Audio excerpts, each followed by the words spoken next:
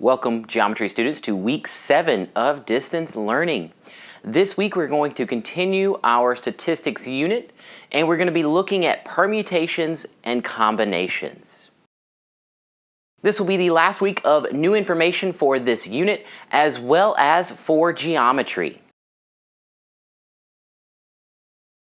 With that being said, let's get started with the notes. Permutations and combinations. First, we need to know what a factorial is.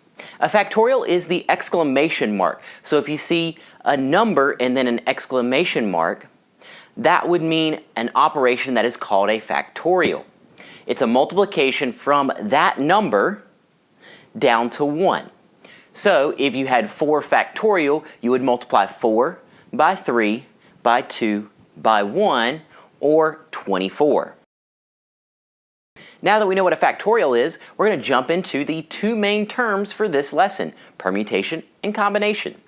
A permutation is an arrangement where order matters. So a good example of thinking about this would be class president and vice president. It matters if you were the president or the vice president because you have different roles. Same thing as if you were talking about a competition where you have a first and second place. It matters if you have first versus a second place prize. The way you see permutations written is N and then a capital P and then R.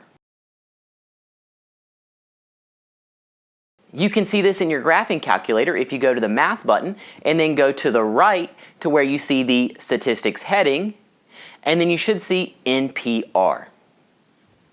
If you're using your graphing calculator for these, make sure that you put in the N before you use that operation.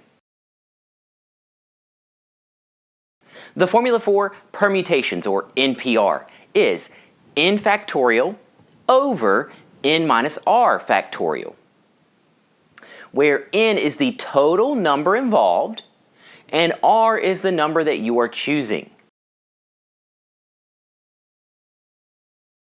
So if you had 300 students that are being chosen for a class president and a vice president, then you would have 300 for the total number and then 2 for the number that you're choosing for president and vice president.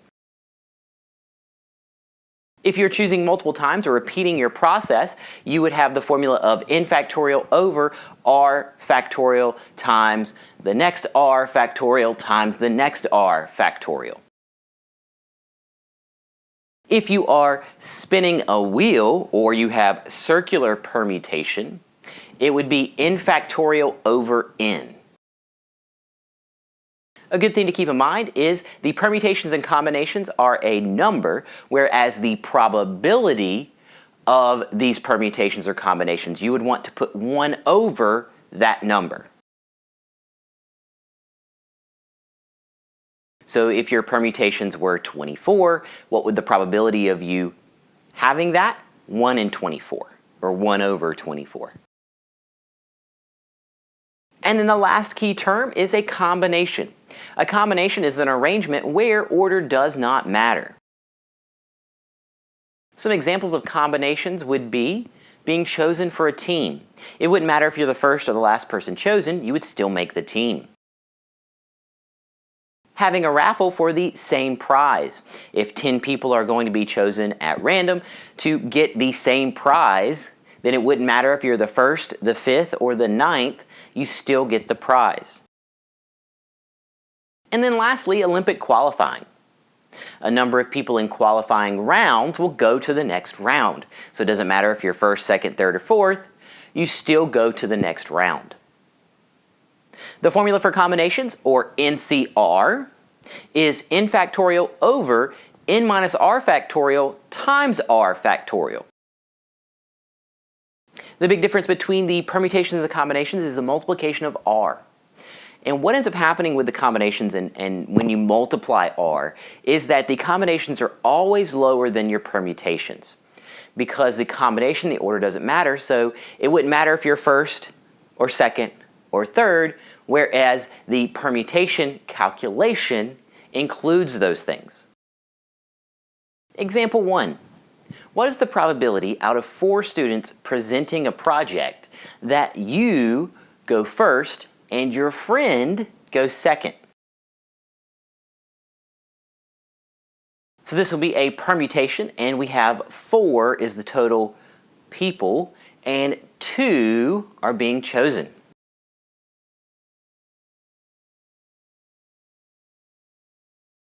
So 4p2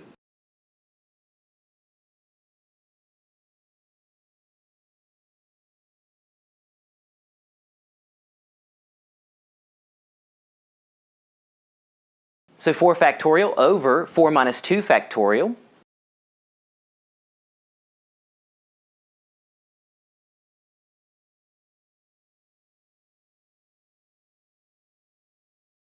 Or 4 factorial over 2 factorial.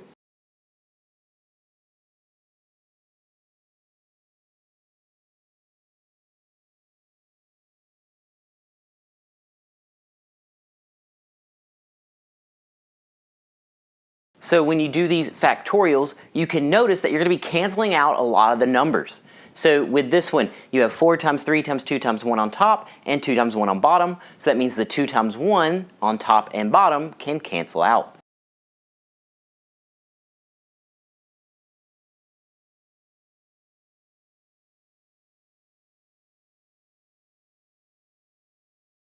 So we're left with 4 times 3, which is 12. Now, since this question says what is the probability, you are not going to have an answer of 12, but you will have an answer of 1 over 12.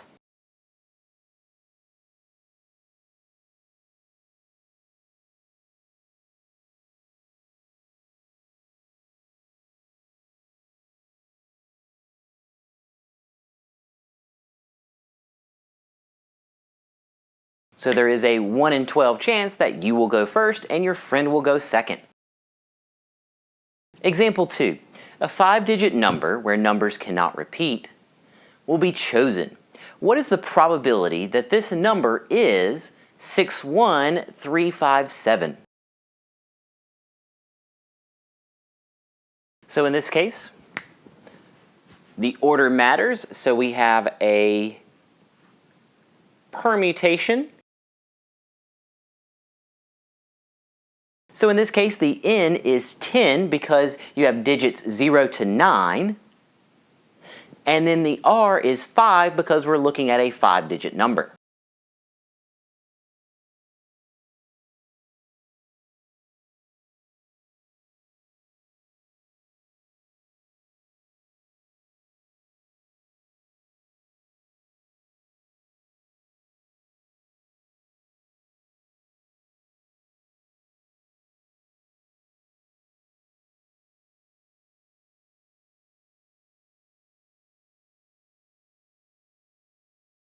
So 10 factorial over 10 minus 5 factorial, or 10 factorial over 5 factorial.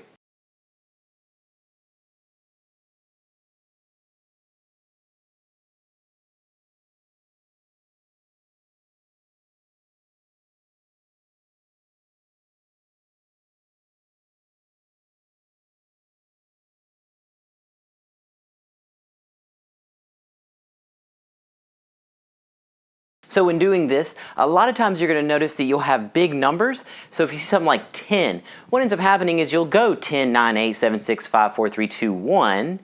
Or if you want to shorten that up and use less paper, what you could do is go down to where you meet your denominator. So 10 times 9 times 8 times 7 times 6 times 5 factorial, because that's what's left, over the 5 factorial.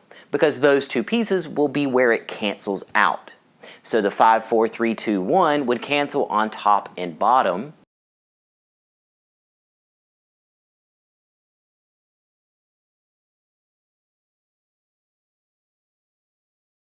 So in this case,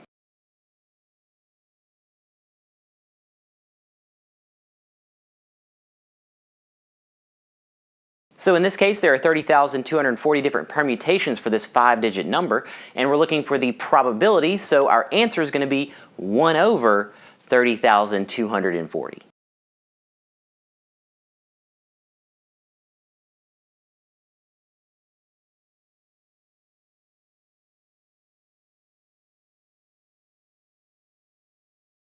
And that finishes example 2, so let's go ahead and look at example number 3.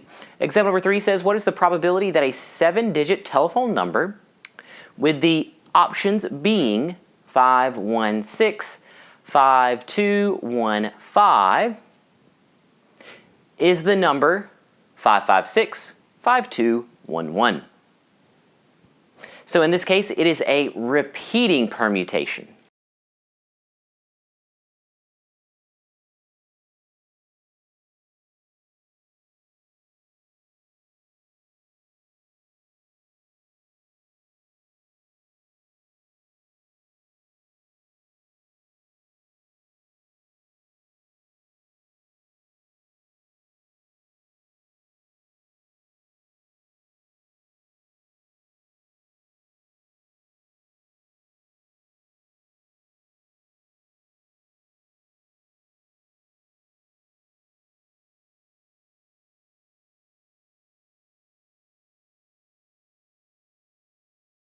So in this case, you have n factorial on the top, which is the 7-digit telephone number, and on the bottom you have all of the repeats. So in this case, there are only 2 numbers that are repeating in this process. You have 3 5s, so that's where you got your 3 factorial, and you have 2 1s in this process, so that's where you get your 2 factorial. Since 6 and 2 do not repeat, you do not have to include 1 factorial because it's just 1.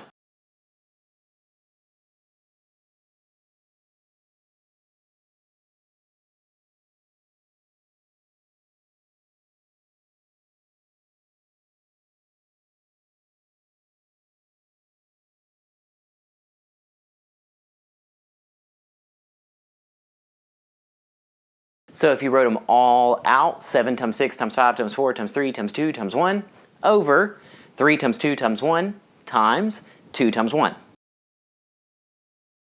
Cancel out your 3 times 2 times 1 on top and bottom.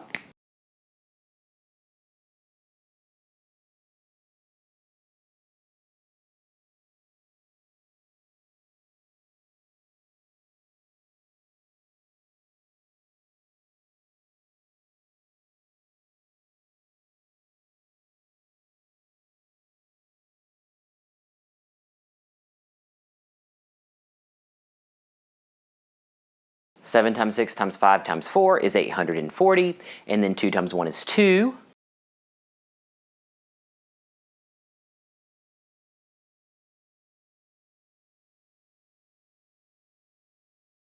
So there are 420 permutations for this situation, which means that the probability is 1 over 420. Example 4. If there are 4 seats at the round lunch table, what is the probability that you are seated in the one closest to the door?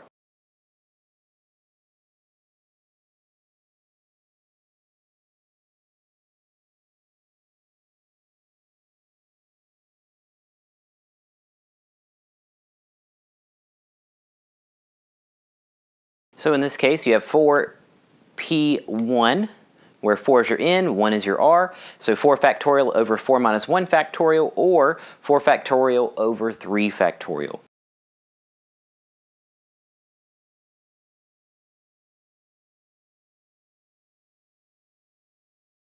So 4 times 3 times 2 times 1, and then 3 times 2 times 1. Those cancel, you get 4, and since you're looking for the probability, your answer is 1 over 4.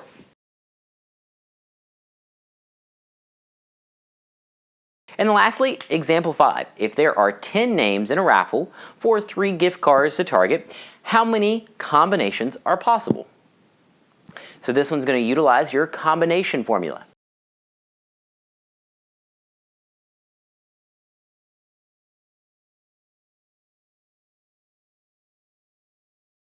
So 10C3, or 10 is your n, or the total. 3 is the number that you are choosing. And now we use the formula.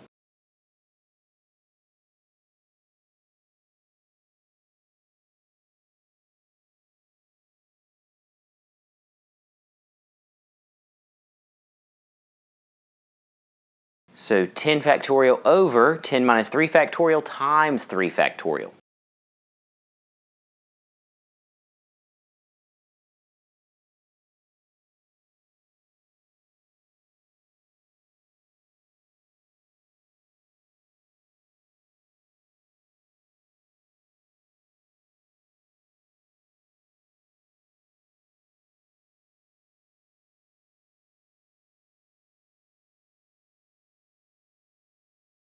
So what I've done here is I did 10 times 9 times 8 times 7 factorial, because that's going to cancel out with your denominator of 7 factorial. And then times 3 times 2 times 1. So those two will cancel, and you're left with 10 times 9 times 8 over 3 times 2 times 1.